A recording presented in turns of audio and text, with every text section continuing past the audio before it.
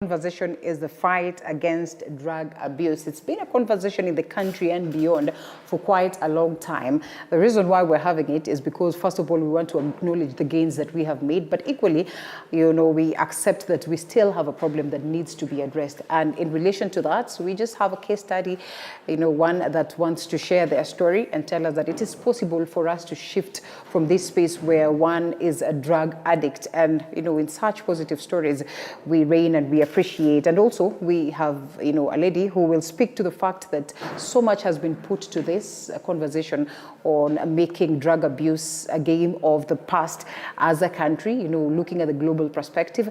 And also, as we commemorated that special day yesterday, I think this conversation comes in handy for us to say that, well, as a people, joining in the government, the efforts that the government have, put on board, it is good that we take this course and this direction for the better of the people of this nation. And so as we speak about fight, against drug abuse, we have Kennedy Kinyua, who's a drug abuse activist, and we also have a psychotherapist as well as a psychology professor, that is Dr. Eunice Menja, as we get into this conversation. Thank you so much, ladies and gentlemen, for giving us the opportunity to speak to you this morning.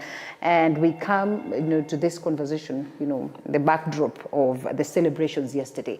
What do you make of them and the gains that we've made so far? Prof. Hey, all right. So my name is Dr. Eunice Menja. I want to really congratulate, especially, I think the current government is really trying hard.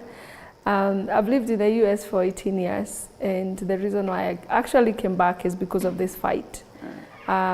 Since I came back, it's a year ago, I established a rehabilitation center, and I've really seen that what the government is doing, especially in terms of eradicating alcoholism, has been working because of the place where I live. I have seen the reduction of, cheap alcohol, and the people that are actually doing drugs are also being tracked down. But I think we can celebrate, but we can't really say that we are out of the woods. Yeah. There's still a lot of things that need to be done, because when you have Kenyans who don't even have income, who don't even have income, having access to drugs like heroin and cocaine, that is a very big problem, because those drugs are afforded by people who have a lot of money. So what that means is that the drugs have really trickled down, and anybody can afford them, even high school kids.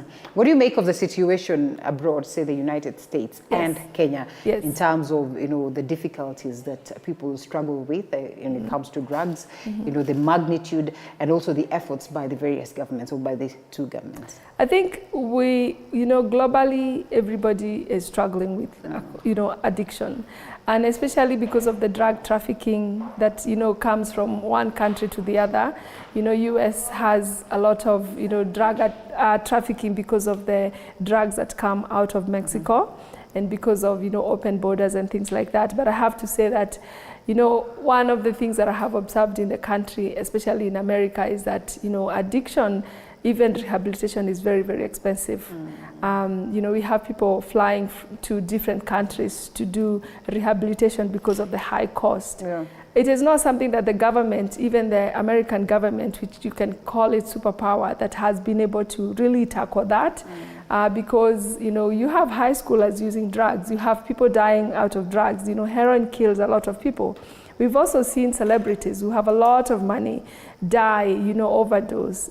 People like Whitney Houston, people that you would not even expect. It is because, and the reason is because it is not just the money, because addiction and alcoholism is something you can talk about, even drugs. It's because it actually originates from the brain. All right, thank you. And we're going to come to the details of that, but allow us to loop in Kinyua. Kinyua, thank you so much for creating time to speak to us this morning. Your journey to the point of activism. The journey to be an activist of drug abuse, ilikuwa ni eti nimezitumia sana.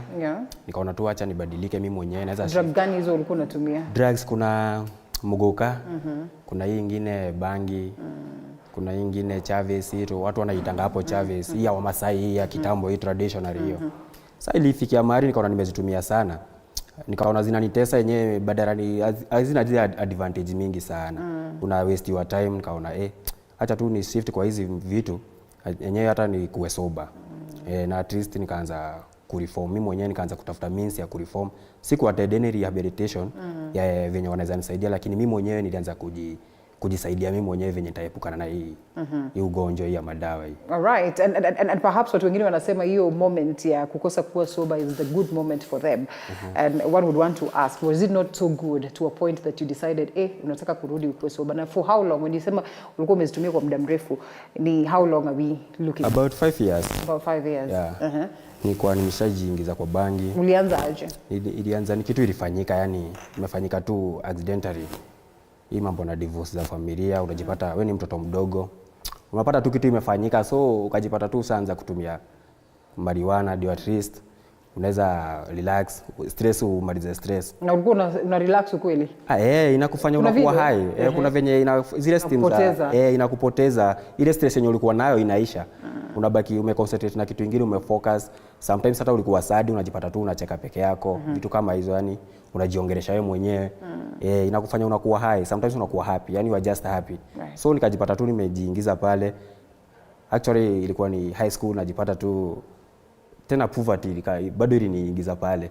Najipata sasa uko kwa shule, next time uko kwa shule, so ile bado hiyo poverty kajifanya inani lead na ingia pale ndani. So nikikuja na brace tu blunt yangu moja ya bangi na feel tu niko sawa, zile stress zinaniondokea, nikajipata tu nimeingia ndani kabisa. Tena muguka hizo Chavez marafiki wanakufuza, wanakuambia kuja tukumalizie stress. And we know that drugs are drugs, but you know kuna zile wana considered hard. Those ones, had you gotten to that point? Ulikuwa umefikia zile hard ama? Actually nilikuwa nimefikia mambo na cocaine na heroin. Juu kuna mahali ilikuwa imefikia mpaka marafiki wameniintroduce kujidunga. Sasa ikajibaki unajidunga, unakuwa yani uko high, na lakini saa ile ni konko sana. Ile hata sikutumia kwa sana juu ili nilemea. Ni mbaya. Na zinauzwa like ziko readily available, sasa ukitaka uko na plug utazipata. Hiyo wakati ilikuwa unaipata. Market zake ziko. Right? Unazipata tu huku nje. Lakini very costly. Right. Unaipata tu kwa njia yenyewe ni backdoors unazipata. This is quite interesting because there's that aspect of business to this, and you know it is quite a thin line as to what is good business and what is not. Some of these are licensed businesses. For instance, you know, we have bar owners who are racking a living out of that. So how then do we create some level of balance, you know, where that, you know, we can say that fine, we allow for some individuals to proceed and conduct business in line of selling drugs and all that, but also we have limits as to the question of consumption, because then it becomes a problem.